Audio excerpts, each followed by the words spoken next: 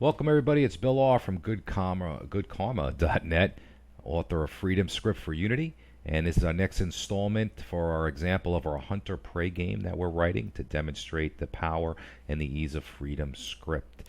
So if you need to go back, this is actually the 6th video in the series, and we're going to go over our getrandom function and our print function. Really, it's the same design pattern. So we'll take a quick look at those, but please go back. You should be familiar with how to set up Freedom Script now and have it set up in our project. It's very simple, just a couple of lines of code, and we'll jump right into it. So I'll jump over to Visual Studio, and I'll just quickly go over. Again, we've dropped our DLL into our script folder in Unity. We hit the using statement to enable our interpreter, our Freedom Script interpreter.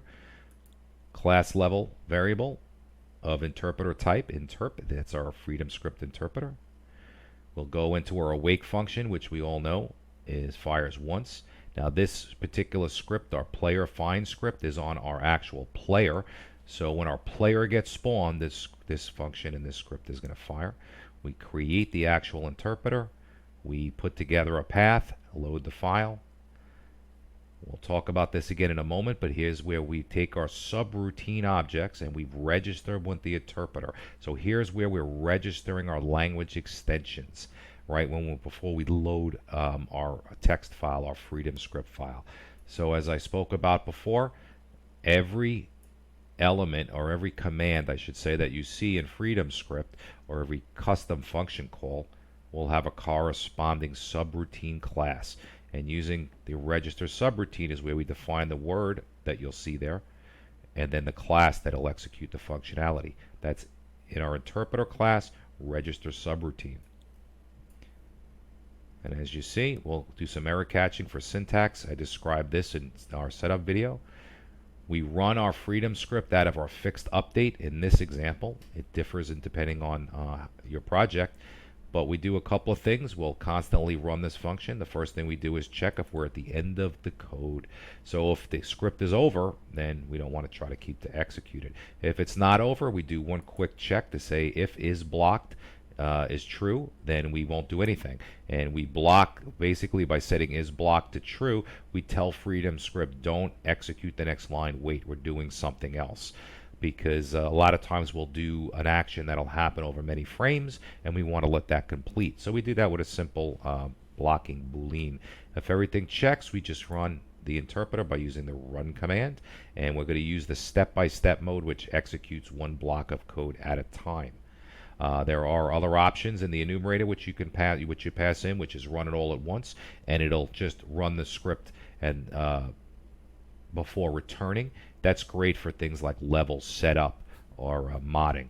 In this case, we wanted to control one of our game objects or multiple game objects, so we'll just use the step-by-step, and we did set up some error handling there. And this should all be familiar from the previous videos. If it's not, please go back and review the setup. I've scrolled down to our subroutines, and again, each word in our Freedom Script, each one of these function calls, and I've listed them in the header up here, correspond to a subroutine object. Whoops, I didn't want to do that. We'll get back. Okay, I fixed that. We'll go down, and the first thing we'll do is we'll take a look at our getrandom, because if you remember, we used getrandom a lot to nest inside of the different commands that we use, such as move forward or turn left or turn right.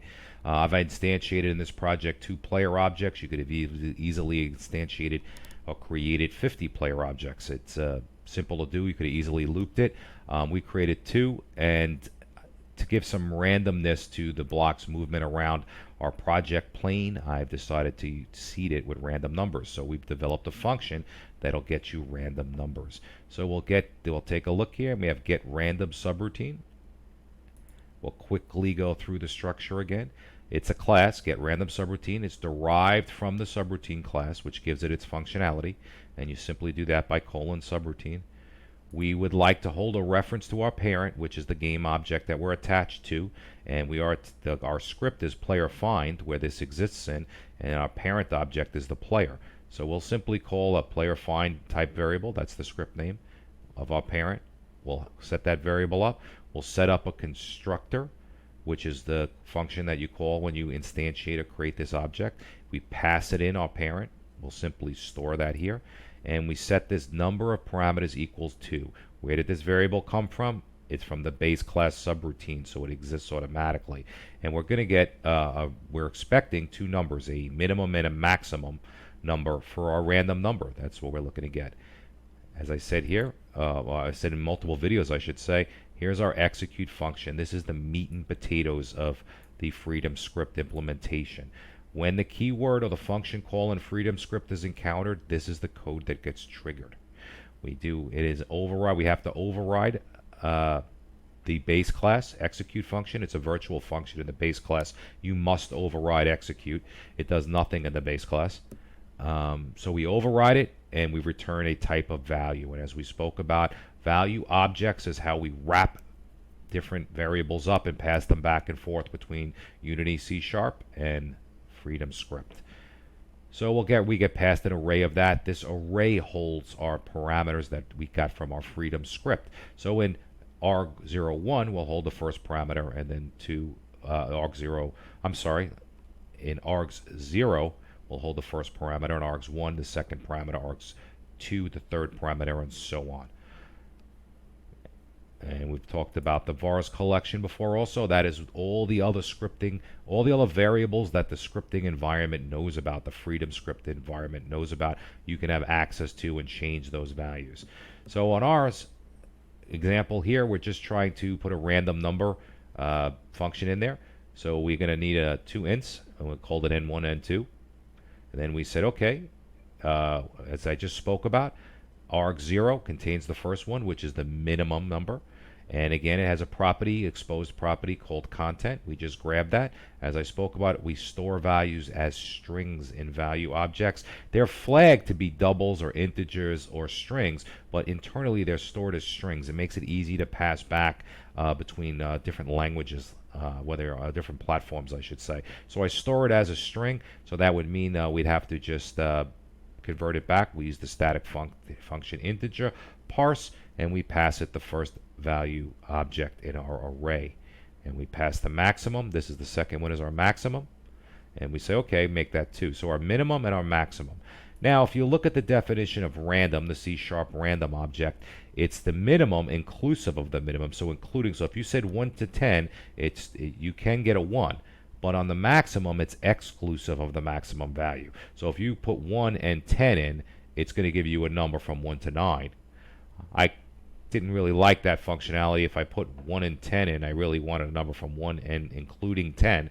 So I simply affect that by adding 1 to the maximum value. So whatever, if you passed in 1 to 10, you'll get a number back from 1 to 10. And then I do a little logic check here. Now we will throw an error if the minimum is greater than the maximum. That would be an exception would get thrown. So I just, for our purpose of our example, if that is the case, if the Freedom script programmer reversed his numbers and your minimum value is greater than your maximum value, I just put some code in here to swap them. I just flip the values and say, okay, I think he meant this. But really what you should do is throw a runtime error in the interpreter or the Freedom script. And so as you can see here, we have different type of errors that get that we can catch. I would throw that error normally and say, hey, your minimum can't be greater than your maximum. But for the sake of our example, I just reverse the values.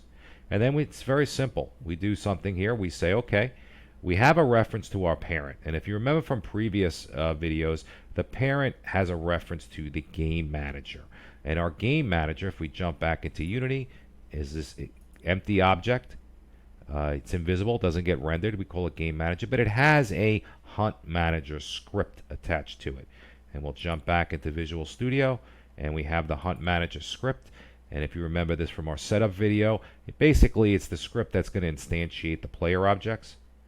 But it did have a system random. It created a random number generator. Now, because the hunt manager exists the whole life of the level, it's good. We create the object and we'll hold on to it. So we hold on to it in myran. And it only has two other functions, one of them being a public get random number. And again, you see it takes a minimum and it takes a maximum and it returns an integer. And all we do is it's strictly C# programming. We say myRand, which is our random object, what's the next in the sequence, which we put the minimum and the maximum in, and we'll return that back. So that's from our game manager and from the hunt manager script. So that's what we want to execute. But we did want it to stay alive, if you will, or for the life of the level. So it makes sense we'd stick it in an empty game object that lives for the entire level. And we just expose that function.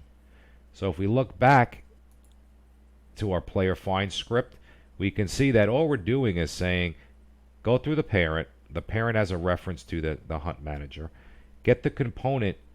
I'm sorry, the parent has a reference to the manager object. How does it have a reference to the manager object? Let's take a quick look back, because we stuck it in there actually. As you can see, when we create the two players A and B, we've taken the game object, which is this object, and we've get the component player find, which is the script attached to this game object, and we say the variable public variable manager set it to ourselves. So that's how it has the reference. And if you look into player find up here, you'll see that we have a public variable called manager. So that's how it got in there. The hunt manager or the game manager instantiates the object that's inserted a reference to itself in there. So we exploit that down here, that design pattern, and we say get the manager, get its component, the hunt manager script. As you can see, that's the one we just viewed, and we call its function. We pass it in the minimum and then the maximum, and this maximum is maximum plus 1, as you remember from up here. We take that number, we store it in temp, and this is just for code clarity. Then we create a new value object. So here's an example: is we're not going to return one of the old ones. We're just going to say value res result equals new, and again you have to pass the value object in it. What type of variable does this represent? Because internally it's stored as a string, so it represents an integer. So we'll just use the enumerator that's built into FreedomScript as types int, and then we take the temp, which is the return value from our function, turn it into a string, stick it in the value object, and we return the value object. It's as simple as that. Comes in, we grab the two parameters, we add one to it, optional error checking. We call a function that's set up as a random number generator. Now we could have easily done this in line, where basically create our own random number generator. What I noticed when I was doing the example was that we were getting a lot of the same random numbers, because the seeds I was using was frames and how many frames have passed since the beginning of the game. But I was getting the same numbers. But so having the game manager hold on to this random object, it became more random. But we could have done it locally in this function. But in this case, I wanted to demonstrate how to reach out and get it done somewhere else. From there, again, we just create a new value object. It is a built-in type in FreedomScript. You just can access it because you've used using interp at the top. It'll be there, and then we return that, and that'll return the random number back to FreedomScript. We'll grab our FreedomScript, and as you can see, we use it. We seed it in a lot of our functions. Here's the move backwards function. It needs to know how many units you want to move back. Well, in that function call, we say get random 2 to 10. That'll return a number from 2 to 10, seeded inside. After it makes this function call, it seeds it as a parameter inside our move backwards function, and that's how we'd use that. And that's all there is to it. That's the whole get random subroutine class. Just don't forget when you write the subroutine class to make sure you go and you register it before you load your script through your register subroutine function.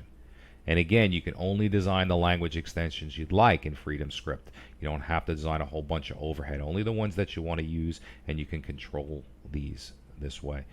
So it's Bill R. I'm going to sign off on this short video of how to implement FreedomScript in our example, and please check back for additional videos and more documentation at www.goodkarma.net. Have a great day.